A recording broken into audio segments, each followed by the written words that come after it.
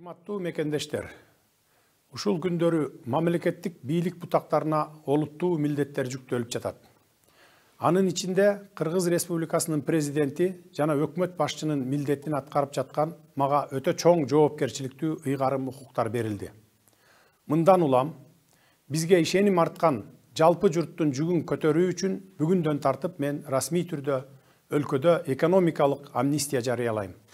Максатым мамлекеттик бюджетти толтуруу, кошумча киреше алуу, өлкөдөн чыгып кеткен жана чыгып жаткан мыйзамсыз капиталды кайра кайтаруу, офшордук эсептердеги акчаларды кайрып келүү, көмүскө бизнестин ресурстарын толугу менен мыйзамдаштыруу, ишкердик чөйрөнүн баарына тең шарттарды түзүү, макроэкономикалык оң натыйжаларга жетишүү, өлкө экономикасына зарыл болгон каражатты тезинен табуу, мамлекеттик тышкы карыздарды төлөө.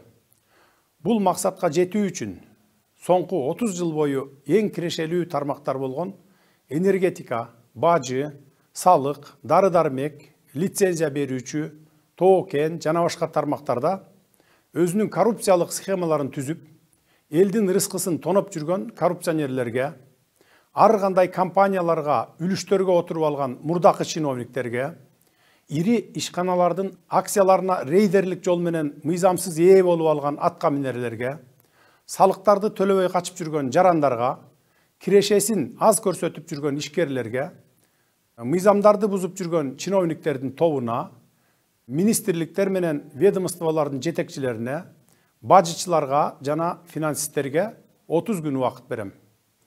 Силер өзүңөр деле ар бир тармак боюнча коррупциялык схемаларды абдан сонун билесиңер.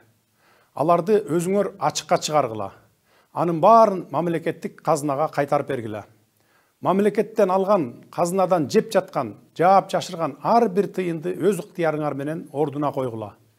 Мүлкүңөрдү, чыныгы капиталдарыңарды ачыкка чыгаргыла. Азырынча мен силерге убакыт жана мүмкүнчүлүк берип жатам. Кыска мөөнөттүн ичинде экономикалык мунапыс берүү жана акча каражаттарын кыймылдуу, кыймылсыз мүлктү мыйзамдаштыруу үчүн укуктук ченемдик негиздер даярдалат. Эскерте кетсем, бул иш-чара бир гана жолу болот.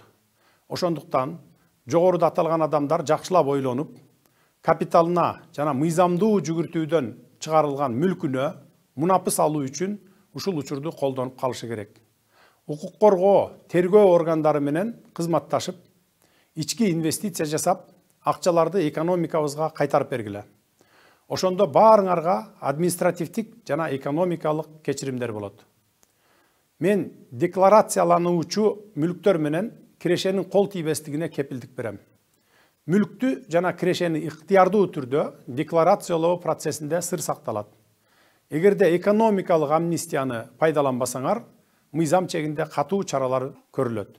Бул элдин талабы. Бул мага ишенип тапшырган элдин мүдөөсү.